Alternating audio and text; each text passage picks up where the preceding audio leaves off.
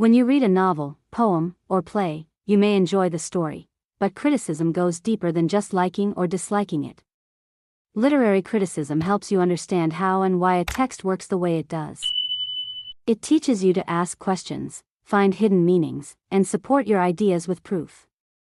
For students doing research or a thesis, criticism is not optional. It is the main tool that turns simple reading into academic writing. What literary criticism actually includes: literary criticism is not just giving your opinion. It includes careful reading, analysis, interpretation, and evaluation of a text. First, you look closely at the words, themes, characters, and structure. Then, you try to explain what the text is saying and how it is saying it. After that, you form a clear argument about the text's meaning or value. For example, if you are studying a novel, you do not just say the character is sad. Instead, you explain how the writer shows sadness through language, actions, or symbols. You also connect your ideas to larger themes like society, culture, or human behavior. This process makes your work strong and research-based rather than just personal opinion. Components of literary criticism: text analysis. Text analysis is the examination of the text's language, structure, and style. It answers questions like, how does the choice of words create meaning? How does the structure of sentences, paragraphs, or stanzas affect the reader? How does literary style influence interpretation? This component focuses on the form and mechanics of the text rather than external factors. In Macbeth, Shakespeare repeatedly uses the word blood to highlight guilt and violence. A text analysis would explore how this imagery appears throughout the play, its connection to the character's psychology, and its role in building tension. By tracing the repetition, patterns, and placement of words, a critic can explain how language communicates the play's dark themes. Theme exploration. Themes are the underlying messages or ideas of a text. Identifying themes allows a critic to explain what the work is about on a deeper level. This involves finding repeated ideas, motifs, or conflicts, and connecting them to broader human or societal concerns. George Orwell's 1984 explores themes such as totalitarian control, surveillance, and loss of individual freedom. A theme-focused analysis would trace how Orwell illustrates these ideas through Big Brother, propaganda, and thought control. The critic explains why these ideas matter in the context of both the text and the real world, showing the text's relevance and intellectual depth.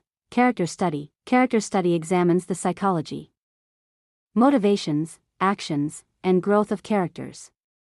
Understanding characters allows critics to explain human behavior, moral dilemmas, and interpersonal conflict within the text. Elizabeth Bennet in Pride and Prejudice demonstrates independence, intelligence, and moral integrity. A critic studying her character might examine how Elizabeth's decisions, conversations, and responses to societal expectations reflect Austen's views on gender roles. Character study links actions and traits to the story's overall message and reader impact. Author context. This component involves considering the author's life, cultural environment, and historical period. Understanding these influences helps explain why certain themes, settings, or character behaviors appear in the text. It provides a bridge between the text and its historical or social realities.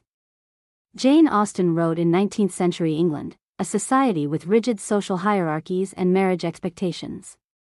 Knowing this context explains why her novels, like Pride and Prejudice, critique social class, marriage as economic strategy, and gender norms. Author context illuminates the reasons behind stylistic choices and thematic focus. Audience impact. Audience impact analyzes how a text affects its readers emotionally, intellectually, or socially. This component studies responses, interpretations, and engagement, recognizing that a text's meaning is partly shaped by how it is received. Maya Angelou's I Know Why the Caged Bird Sings evokes empathy through personal storytelling. Critics might examine how readers respond to Angelou's experiences of racism and trauma, noting the emotional resonance and reflection it provokes. Understanding audience impact helps explain why a text remains significant and how it communicates beyond its literal story. Types of literary criticism. Historical-biographical criticism. This type looks at the author's life, time period, and historical events that may have influenced the work. It helps explain why the text was written a certain way and what inspired the author. If you study Anne of Green Gables, knowing that Lucy Maud Montgomery grew up in rural Canada helps explain the detailed descriptions of nature and village life in the book. New criticism. Formal criticism. New criticism focuses only on the text itself, without considering the author or history. It looks at language, structure, style, and literary devices to understand how the text works. Analyzing Robert Frost's Stopping by Woods on a Snowy Evening for its rhyme, repetition, and imagery shows how the poem creates a peaceful but mysterious mood. Without needing to know anything about Frost's life, reader response criticism, this approach studies how individual readers react to a text. It emphasizes that a text can have different meanings depending on who is reading it and what they feel. Example, in Harry Potter, some readers might feel excitement and courage when Harry faces challenges, while others feel sadness during losses. Reader response criticism focuses on these emotional reactions. Moral philosophical criticism, this type evaluates the ethical or moral lessons in a work of literature. It asks questions like, what does this story teach us about right and wrong? How should we behave or think? The Lion King teaches lessons about responsibility, leadership, and making good choices. Moral criticism would explore how Simba's journey shows the importance of honesty and courage.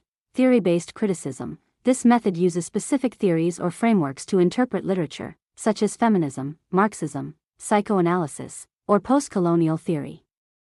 It examines deeper social, political, or psychological meanings. A feminist reading of Cinderella would explore how the story shows traditional gender roles. Like expecting women to rely on a prince to solve problems, and discuss its impact on ideas about women's independence. How to think like a literary critic. To do criticism properly, you need to develop a questioning mindset. A critic always asks, what is the main idea of this text? Why did the author write it this way? What effect does it create on the reader? You also need to support every idea with evidence from the text. This means using quotes, examples, or specific scenes. For instance, if you argue that a poem shows loneliness, you must point to exact lines that create that feeling. Watch the above video to learn how to make strong arguments in English literature research papers.